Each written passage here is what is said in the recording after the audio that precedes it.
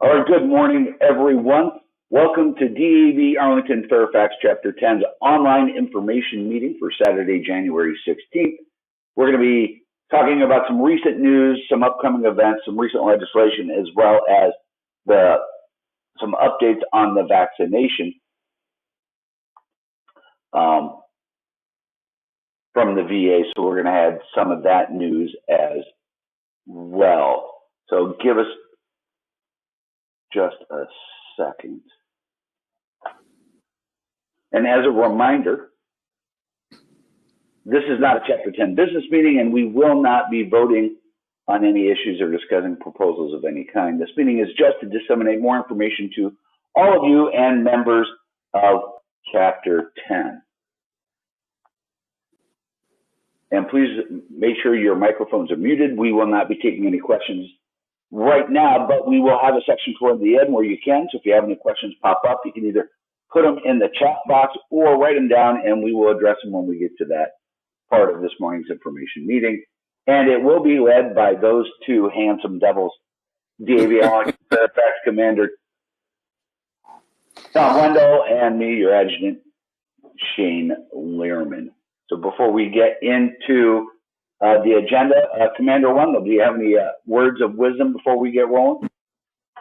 I don't know about words of wisdom, but I would like to say a few things. I hope everybody had a great holiday season. Happy New Year from Chapter 10. And we greatly appreciate everybody taking time out of your Saturday morning to be with us today. I'm sorry we're not able to do this in person, but to play it safe, we feel that this is the best route for us to go at this point. Once it's safe for us to have a in-person meeting, we will definitely plan one. But once again, I greatly appreciate everybody being here this morning. So thank you very much, and back to you, Shane. All right, again, welcome to everybody. Glad you're with us. And our agenda that we're going to be following this morning is news and information for COVID-19 to include new Virginia restrictions that were in place in December, the VHA healthcare and the vaccine available from the VA, and benefits in DAV service officers, as well as some legislative issues. The National Defense Authorization Act added some new diseases presumptive to Agent Orange, and HR 7105, which was a large Veterans Omnibus bill, very large. It includes a lot of provisions DAV and all of you have been helping us advocate for over the last several years, so we'll be getting into some of those details, and Shamala will be assisting us in that. We're also going to be talking about the DAV COVID-19 unemployment relief, Chapter 10's holiday donations and our giving tree, and upcoming DAV and Chapter 10 events. So that gets us to what are the new Virginia COVID-19 restrictions. Commander, do you want me to continue or you want to jump in here? Go ahead, Shane. So as we noted, there are new Virginia COVID-19 restrictions. They may not seem new because they were in December, but we just want to make sure everybody's aware that Governor Northam announced new statewide restrictions on Monday, December 14th. It's a reduction in public and private gatherings, and they must be limited to 10 individuals, hence why we are not able to have an in-person meeting at this time. They're also trying to strengthen enforcement with essential retail business. So this may affect grocery stores and pharmacies and some other places. Just make sure when you're out and about, you adhere to social distancing, wearing face coverings, and make sure that you're always washing, cleaning your hands, hand sanitizer, and all of those good things to protect yourself if you're out and about. They have to have the new on-site alcohol curfew, and the on-site sale and consumption of possession of alcohol is prohibited after 10 p.m. So a lot of restaurants will no longer be serving after a certain time. And they've also included an expansion of the mask mandate. All Virginians aged 5 and over are required to wear face mask coverings in indoor public spaces. And the nightly curfew is from midnight to 5 a.m.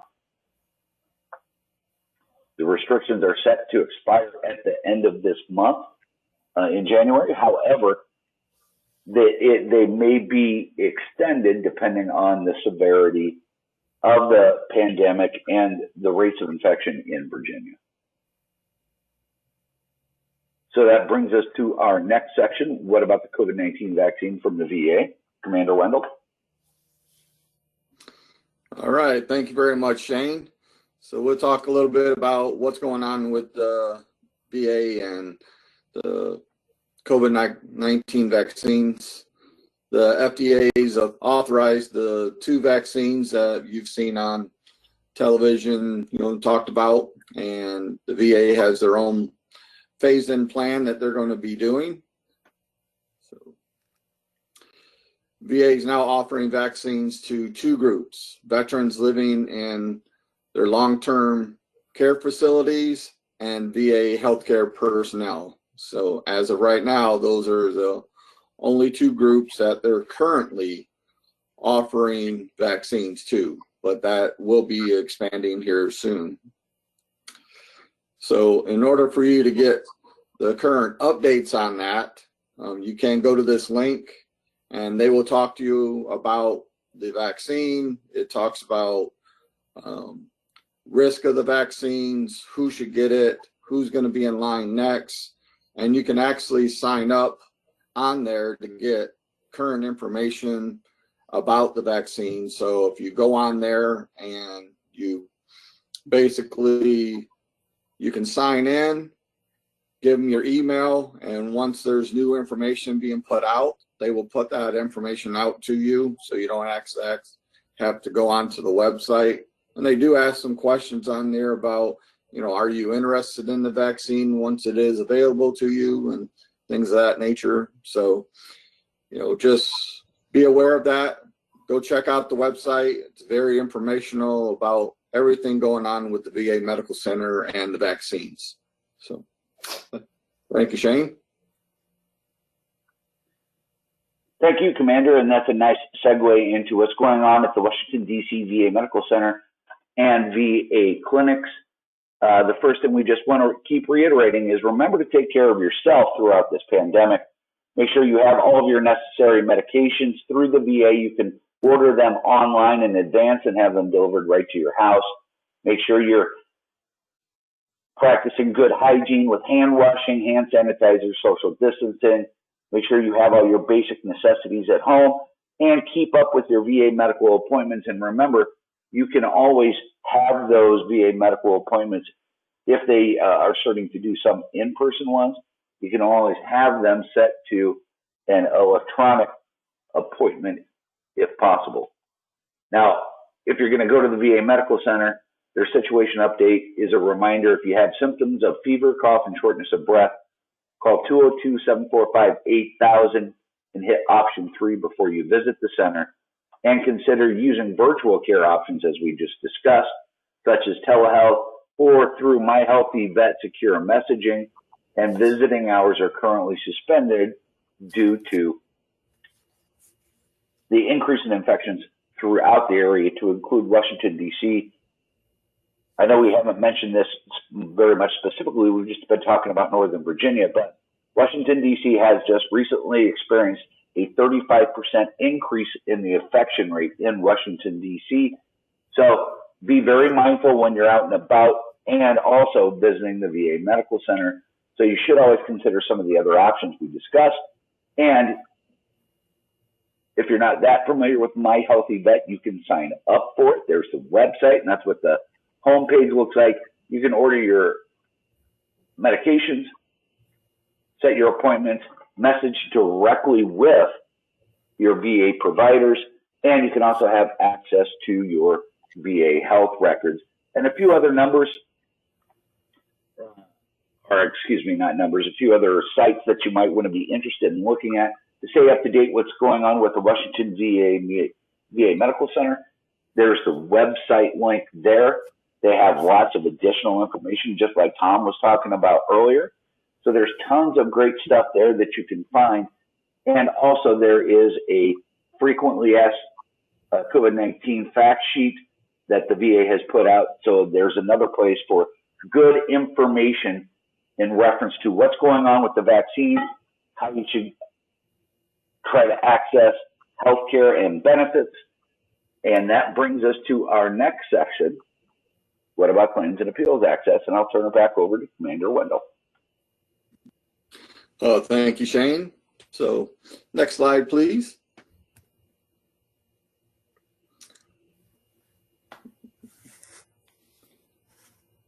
All right, so in reference to claims at the VA, currently e-benefits, if you're not enrolled in e-benefits, it's one of the best ways to go on, and you can actually file claims on e-benefits. You can track your claim on e-benefits. So, that's one of the main ways that VA is doing things with claims, especially during the pandemic. And you can also call the VA at the 1-800-827-1000. That's their general purpose number. So you can call and ask any questions that you may have. Now, as far as VA comp and pension examinations, VA contract examiners are now doing in-person exams, and the VA is basically conducting telehealth examinations. So if you're doing a mental health one, it could be through a contractor or through the VA Medical Center. But if you're doing a actual physical one, they need to do an exam on your back or something like that, then that's more than likely going to be done by one of the contract examiners that the VA has. So next slide.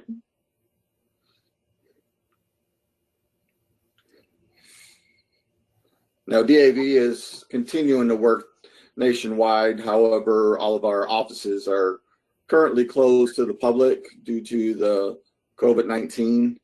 So, you can't just walk into, your local DAV office here in Virginia or in DC. So, but we do have the ability for you to speak with a national service officer.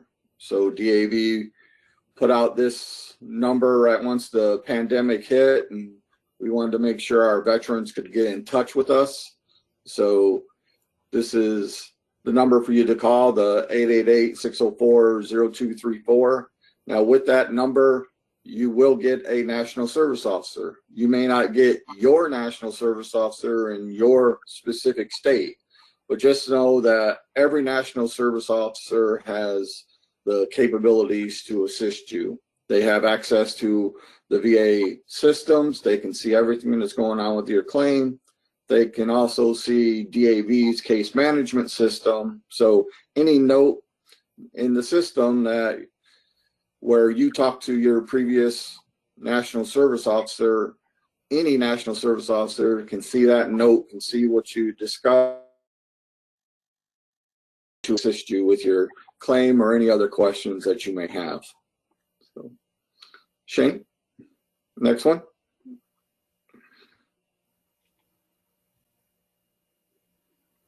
Don't worry, Commander, I haven't fallen asleep yet. Sometimes the clicking isn't as quick as the clicker, or the clicker is not as quick as the clicking. Anyway, you look at it, I'm just not moving as quick as apparently as I thought it would. So we'll move on to another topic, and what can you do to help with DAV's legislative agenda? We're going to kind of pivot here a little bit and talk about what you can do to stay involved and engaged, and some of the very big pieces of legislation that were just signed and went into law recently. And we're going to have Shamla Kapizi join us, our second junior vice commander, here in a few minutes, and she's going to go through some of the new provisions for women veterans that were brought into HR 7105 from the Deborah Sampson Act. So before we get into all of that, if you yourself are not currently receiving DAV's legislative alerts or information, you should consider joining DAV's CAN, DAV's Commanders Action Network. You can go to that link right there, sign up, and every time DAV's National Legislative Department puts out alerts on pending legislation asking for support from your representative or your senators to sponsor and introduce bills, this will keep you in the know, and it's a great way to have an idea of what's going on with DAV's key legislative priorities. So if you haven't joined it yet, you should join now. If you haven't joined yet, you should join when? When should you join? Now. That's what it is. I just had to remind myself. Bob's over here bothering me, so I'm sorry. So now that you know how you can help get involved with your legislators and representatives, let's go ahead and talk about what the new laws passed are impact. What the new laws passed impact. Wow, I wrote that kind of goofy, didn't I? I'm not going to blame you on that one, Jeremy. That one was all Shane. So, what do you need to know about the new laws impacting veterans benefits? Well, the National Defense Authorization Act for fiscal year 2021 has become law, and in there were 3 new presumptive diseases related specifically to Agent Orange. A little background, those 3 diseases were all identified in a report from the National Academy of Science, Engineering, and Medicine in 2016. So for over 4 years, VA was not adding these diseases, even though there was sufficient scientific evidence for them to do so. So as many of you may know, DAV and several other VSOs have been fighting for this for years. And we're very fortunate that the Senate Veterans Affairs Committee ranking member, John Tester, introduced this amendment. It passed, and it's now law, that hypothyroidism, bladder cancer, and Parkinsonism are all now presumptive diseases to Agent Orange. And I know what you're thinking. Well, Shane, that's great, but what do? You contact a DAV service officer or the VA directly at the information Tom just provided and get your claim established as soon as possible. Now, the law did go into effect. That's true. However, the VA is going to need to implement their rules and regulations, and they're going to need to start processing these claims. The VA themselves has not come out with an announcement on when all of this is going to really get underway within VA. However, in 2010, VA added 3 new diseases for Agent Orange about 11 years ago. It took roughly 10 months from the time that was introduced to the time regulations and claims were actually being adjudicated. So I'm not telling you it's going to take 10 months. We don't know how long it's going to take. I'm just giving you the best information that we have. And don't delay. If you or a veteran you know have a disease you believe is related to Agent Orange, you should be filing a claim for that within the VA or through your DAV chapter service office. So you should always try to find a way to make sure veterans are aware of this new change and that they're getting their claims filed. One of the other bills that was introduced and passed is HR 7105. It's a very large Veterans Omnibus bill. Essentially, 20 to 30 separate individual bills we've been fighting on for the last several years were all rolled into this omnibus bill right at the end of the year. And I'm just going to go over a few of the things that are important for you to know as a member, and then we're going to have Shamla join us here in a minute, and that is there is a removal of the 12-year rule under the Readiness and Employment Program. Many of you might be familiar with vocational rehabilitation, a VA program to retrain you into a career field that doesn't interfere with disability benefits. That name has changed to vocational readiness and employment. There was a 12-year restriction. If you didn't apply for those benefits within 12 years of separation from service or 12 years of your eligibility based on receiving 20% or more, they would restrict that. However, that restriction has now been removed. Only for those who were discharged since 2013. So, while it's been removed, it's really not going to have a big impact for many of us who separated from service prior to 2013, but this is still a huge issue DAV has been pushing for years. Some of you may remember that earlier this year, I believe it was in April or May, VA all of a sudden decided to remove disability benefits questionnaires from their internet site. Now, a disability benefits questionnaire, or DBQ, is what VA uses when they evaluate your disabilities for increase or for service connection. Those were available previously online for you to take to your private doctor and have them fill out that you could submit as part of your claim. VA removed those in April. I am very excited to say that DAV and several veterans organizations, we created a little coalition, and we were lobbying several members in the Senate and the House, as well as the committees, and it's exciting to know that this was included in the bill. So now the disability benefits questionnaire will be available again online for all veterans, regardless of whether they have representation or not. And it also reduces the remarriage age from 57 to 55. If a surviving spouse is receiving dependency indemnity compensation, or DIC, they had a rule that if they remarried before the age of 57, they would lose their benefits because they got remarried. Several federal programs have something very similar, that if a surviving spouse remarriages before the age of 55. So we've been lobbying to get the remarriage age lower. So it was just lowered from 57 to 55. So this is important for a lot of our survivors out there. We are still fighting this issue and hopefully removing that restriction in the future, but that's where we currently stand with a few of those issues. And now I would like to introduce to everyone who has not met her yet, Chapter 10 Second Junior Vice Commander Shamala Capizzi, and she's going to lead us through a lot of these legislative issues I just talked about, the bills and some of the specific advantages and bills that were included provisions for women veterans. So I'll turn it over to you, young lady. You have the floor. Thank you, Shane. Good morning. Again, my name is Shamala Capizzi. I'm going to discuss about the women veterans issues. Slide, please.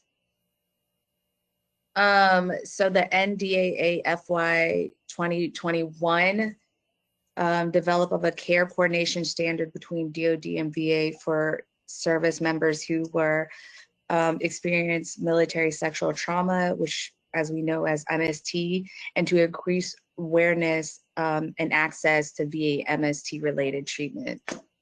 Next slide.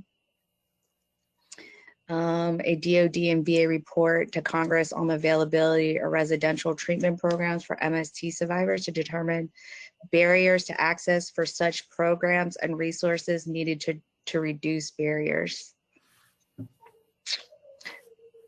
The Veterans Omnibus HR 7105 included several key provisions from the Deborah Sampson Act, and some as follow.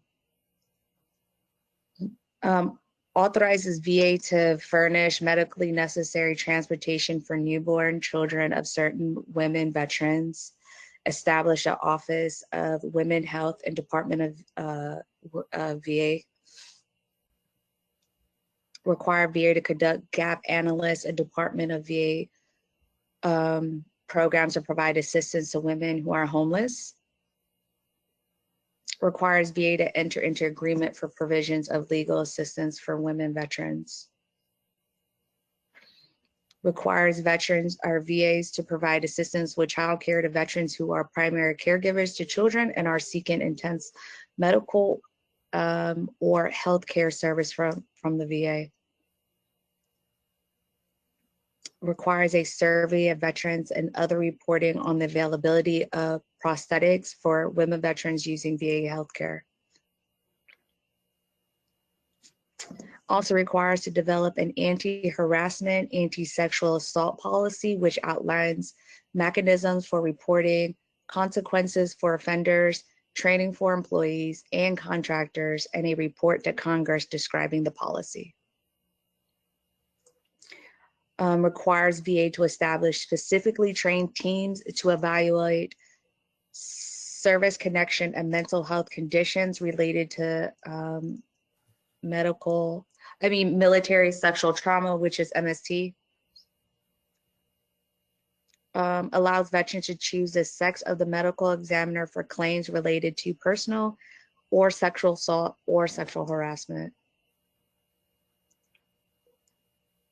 HR 7105 This is not the complete list, but we will provide a list via our newsletter in the very near future. Thank you very much, Shamla. This is Shane again. There were so many provisions. She'd be reading for another hour if we let her. But I just wanted to give you a little bit of a glimpse. A lot of these were in the Deborah Sampson Act that DAV's been fighting for years. However, what they did is they took a lot of those provisions out of the Deborah Sampson Act and put it into this omnibus bill, HR 7105, and it was passed into law. So we're going to have a follow-up newsletter from today's meeting, and I'm going to provide some links in there for you to see all of these additional provisions. And we sent out a reminder earlier this morning that also had a link to the actual bill itself. So if you feel like reading 40 or 50 pages of legal text and laws, hey, have at it. I know everybody's got plenty of time to kill these days. So thank you very much, Emma. Everybody give her a round of applause. She made her debut with Chapter 10. And now we're going to go ahead and move on to our next topic, and I'm going to ask Commander Wendell to join us yet again. What about DAV COVID-19 unemployment relief? All right, Shane. Well, great job, Shamla and Shane. Before we get into the unemployment relief, I just wanted to thank everybody that has joined DAV CAN and been part of our grassroots efforts over the years, because what you've done is what helped to get these laws passed. You know, our grassroots efforts are, you know, some of the best things that DAV has. So when we ask you to join DAV CAN, and your voice is being heard, you know, up on the Hill. So we greatly appreciate those that have joined DAV CAN and sent letters to your congressmen and senators, because when you look at DAV's critical policy goals, many of these things were on our critical policy goals for last year. So we greatly appreciate all your efforts in helping us to get a lot of these laws passed. So thank you very much for that, everyone. Now, in reference to DAV's COVID-19 unemployment relief, next slide, Shane. So similar to DAV's traditional disaster relief program, DAV's distributed $250 grants to aid eligible veterans that have been impacted by COVID-19. So basically, if someone's lost their job, you know, due to COVID-19, DAV has been providing $250 checks for them. And now you would think that $250, you know, isn't a lot, but when you have nothing coming into your household and you get $250 to be able to feed your family, you know, that's a big deal. And we've helped a lot of veterans since the pandemic started, and you know the responses we've gotten from a lot of these veterans, you know, they're very blessed that DAV reached out and was able to help them. So in order to get the program, it has to be a service-connected disabled veteran who's lost employment as a direct result of COVID-19 pandemic are eligible. So you can go onto the DAV's website there, and you can give this link to people and they can go on and apply, or if you yourself need it, you can go on and apply. So next one, Shane.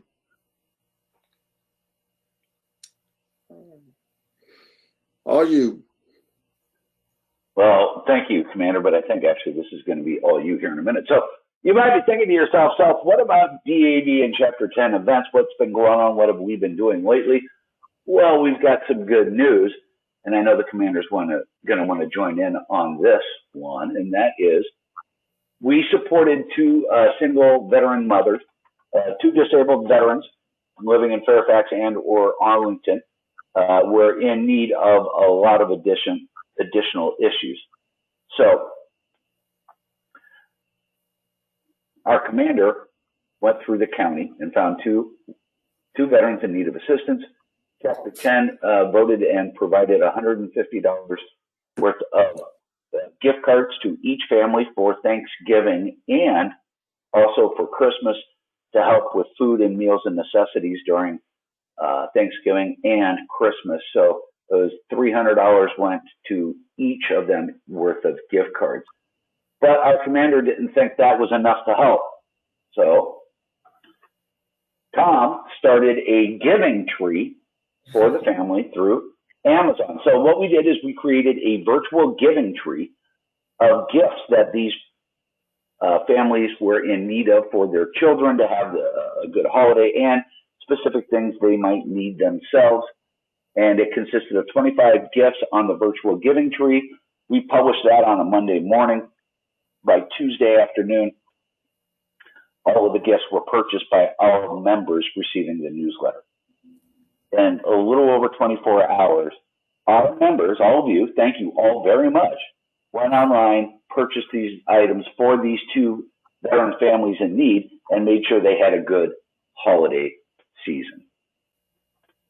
In addition to the gifts, Chapter 10 also received additional gifts for the family. Our members, all of you, sent additional $850 worth of gift cards to both of these families.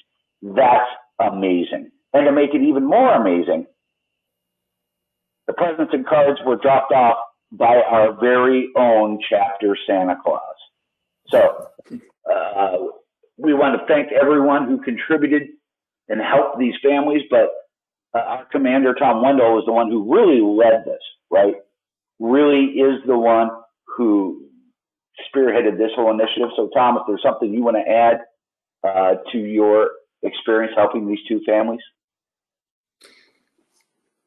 Most definitely, Shane. And once again, I want to thank everybody that, participated in this. The two families, they were overwhelmed in the generosity of Chapter 10. And, the first family, basically is a single mother and her 18-month-old son.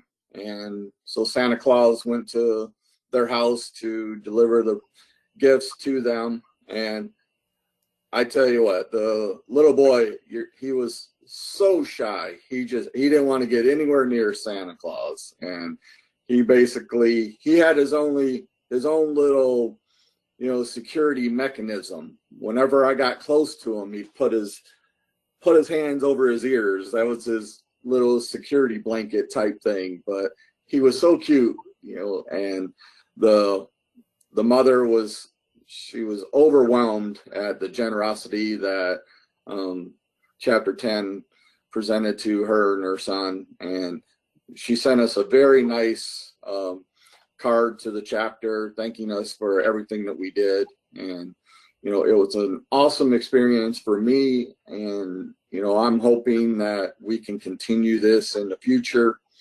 Last year we started a little bit with this where we brought 4 families to our holiday banquet and we gave them gift cards, but that was just the beginning. I think this year we did a great thing for these families, and I think we can continue to do that. The second family, they were actually out of town until Christmas Eve. So on Christmas Eve, I delivered those gifts, and when I got to the apartment, it was, as everybody knows, Christmas Eve, it was pouring rain out here, and she met me outside and she thought I was going to give her, a couple presents. I opened up the back of the trunk, and, we had her son wanted a bicycle. And so we got him a bicycle, and, she was overwhelmed. She couldn't believe that when I opened the trunk, the back of my vehicle, and she saw the gifts, that those were all for her and her family. And so she was greatly touched, and she greatly appreciated everything that we did. She broke down crying, and it was just a wonderful experience. And I think that's something that, we as Chapter 10 should be very proud of, for being able to step up and help these families.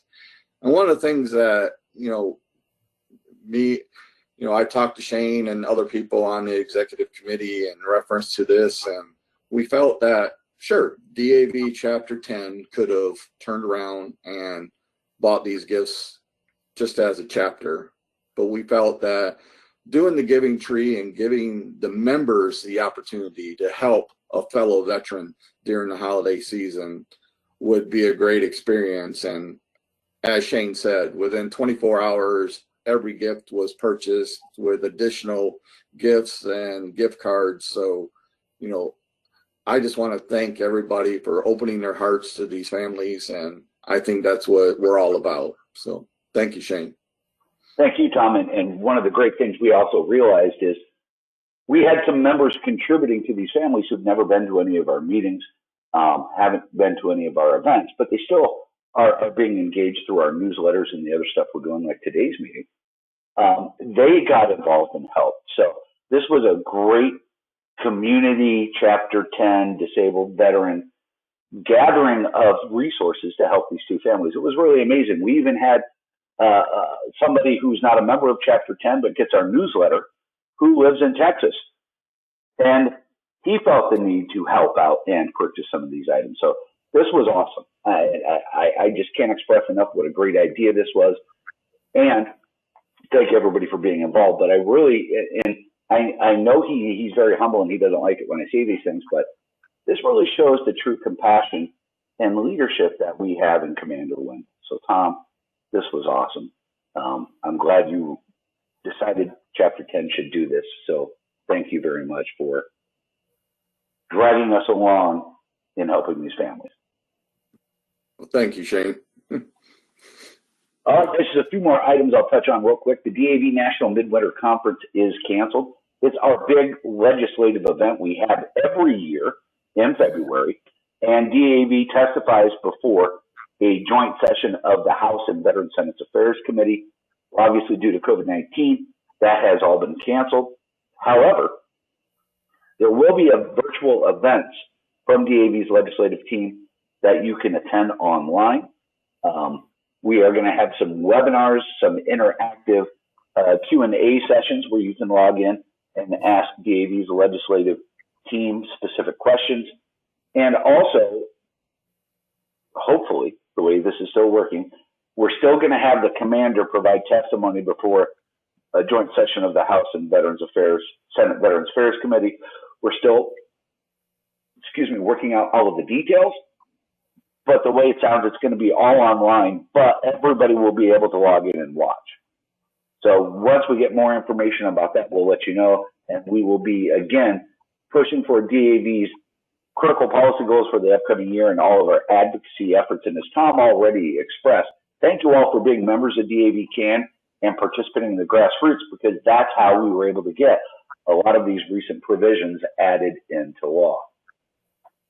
One last reminder, the DAV Department of Virginia has canceled the spring conference scheduled for March 11th through the 14th.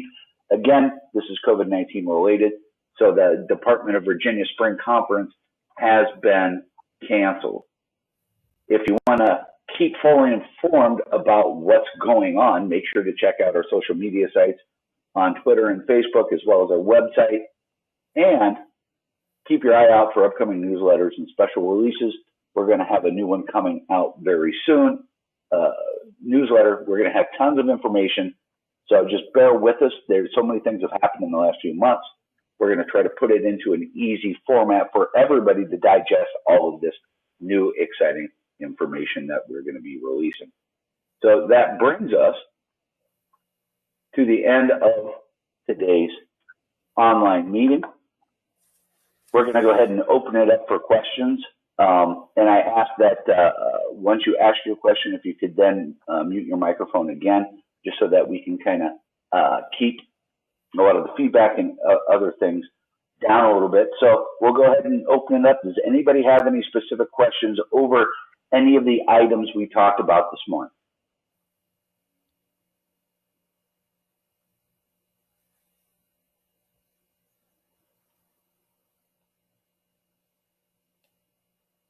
I'm not sure if everybody's awake, because this group's usually not this quiet, Commander. Can you see if they're all still watching out there? Because I'm a little concerned. Nobody's asking questions.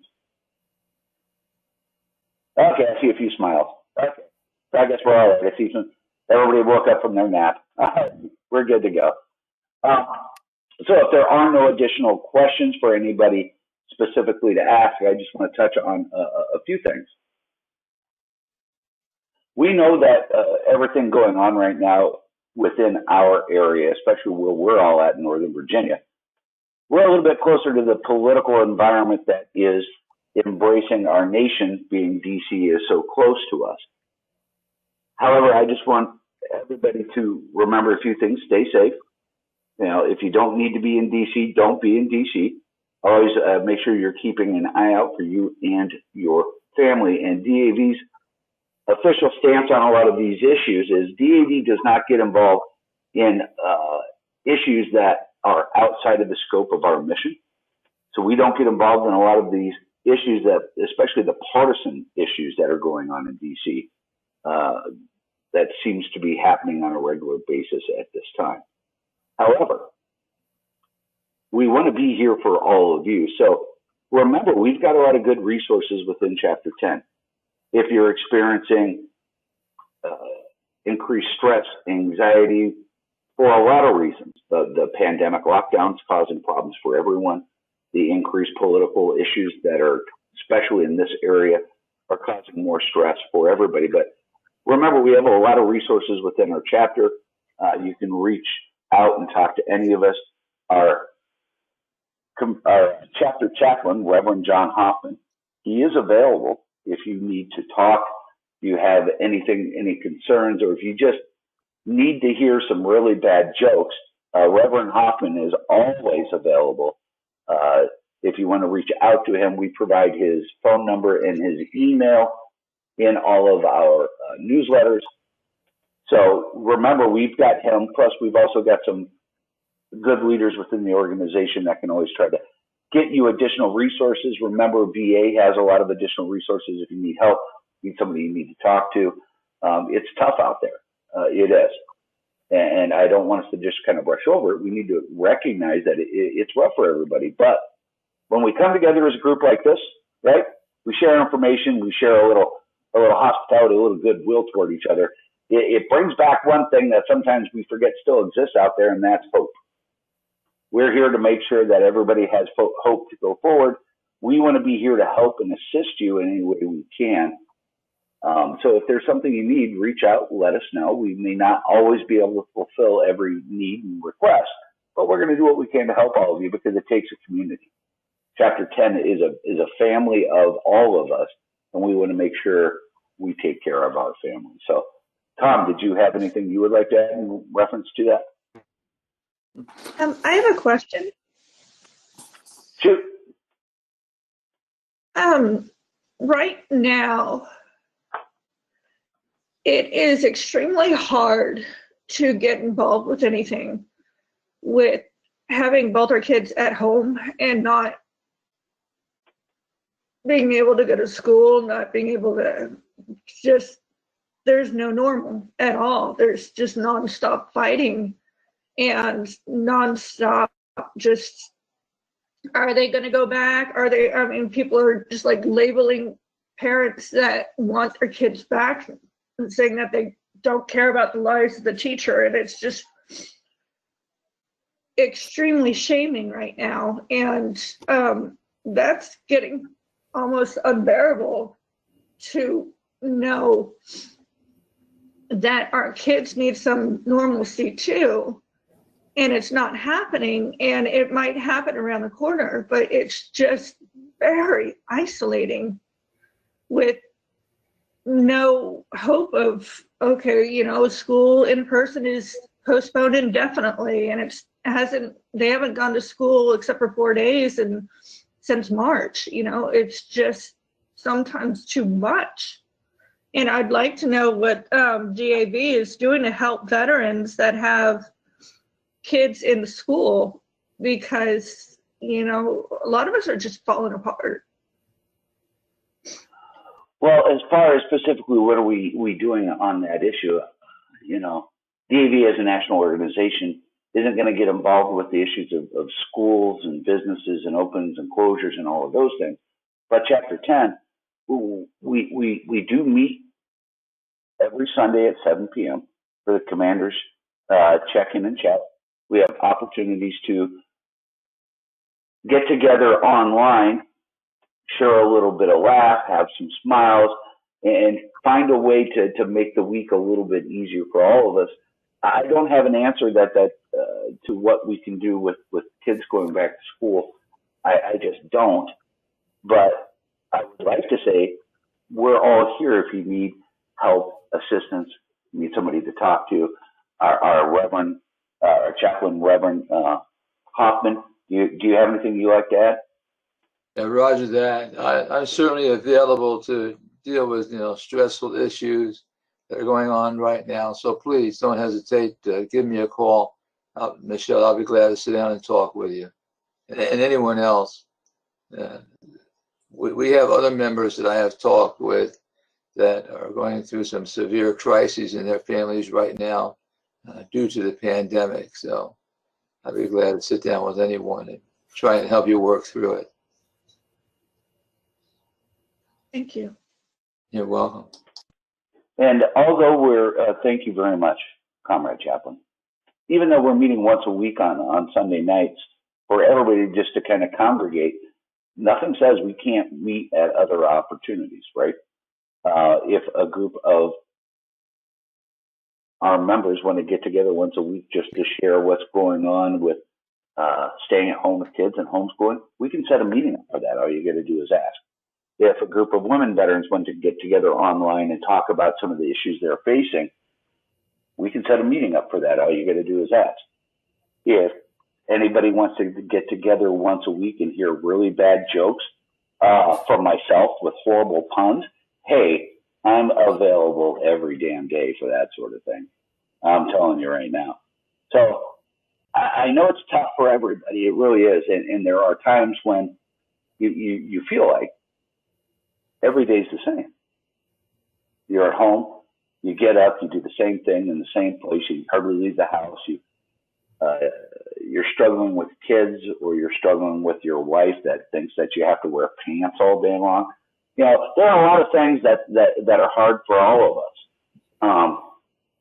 But I just really want to follow up with Chaplain said, is we're here, right? If you guys want to set up an additional meeting once a week online just for certain groups to talk, we're here to do that. Comrade Chaplain, if you want to do a weekly get together of anybody who wants to just chat online, we can set all of that up. We want to be here and make sure that we're here to take care of each other. So if there's a need for these things, let us know. We can facilitate what we can. We can't fix all of the problems, obviously, but we can do what we can to help. And I think the commander would agree with that. I second that. Most definitely, Shane. And, and that was one of the reasons that we actually set up the commander's chat was, there's a lot of people that, especially when everyone was isolated at home, right now, some people can't get out and do things, but, the reason we set the chat up was so that people could get together and talk and just, have some time to talk to someone else besides the people in their own household, so, we're here to help in any way that we can. Now, like Shane said, we don't have the answers to everything, but, we're here to support each other. If there's something that you need from us, let us know. We'll do our best to try and assist, but we greatly, appreciate each and every one of you. And there's a lot of resources within Chapter 10. A lot of our members have a lot of experience in a lot of different things. Many of our members are going through the same things that you're going through. And maybe, like Shane said, having that opportunity to talk to a fellow member about, what they're experiencing and how they're dealing with it, those things can help each and every one of us. So, I hope everyone, continues to stay safe out there. And we greatly appreciate everybody joining us this morning. And Shane, I'll turn it back to you. Thanks, Commander. And if there are no other questions, Again, we want to thank everybody for being a part of today. And one of the great things, if not everybody has looked into the chat, some of our other members are sharing their experiences as well, Michelle, that they're going through with very similar situations. So, this is a part of why we do this. We want to be there as a family to help each other. And it sounds like there may be some interest in setting up some weekly chats and phone calls or video chats for specific groups of our members. And we can do that. That's not a problem. Just, yes.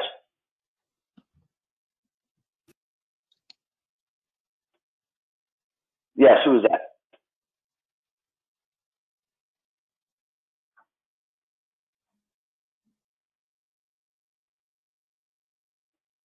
That was nobody? All right. Maybe I'm just hearing things. I am, getting up there in age. I'm almost 50. So, again, thank you all for joining us today. And reach out and let us know. Shamala, if you want to set something up in reference to those meetings, Reverend Hoffman, if you want to set something up, let me know. We can set up some links. We can put the information out.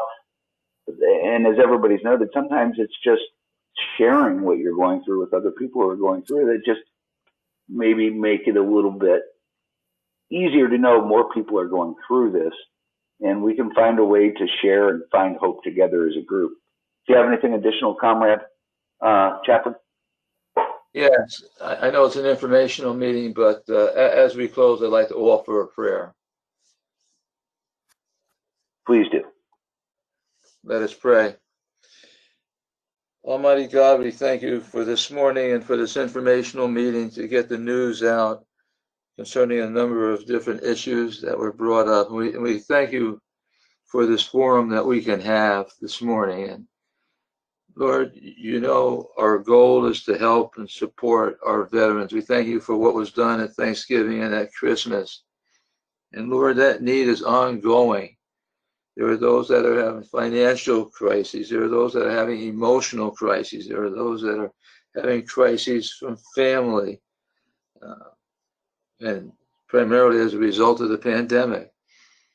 A lot of our veterans are struggling. They need your help. They need your support. They need your encouragement. And we just pray that you would minister to them and comfort them and uphold them. Strengthen them day by day. Help them to find the resources that will help them to deal with the crises that they're going through. We pray especially through chapter 10 that we would work fervently to help each and every one of our veterans to make it through this pandemic and to make it through in a healthy manner. So, Father God, we just pray your watchful care upon us. Help us to do our best in ministering to one another, encouraging and strengthening one another, and building one another up.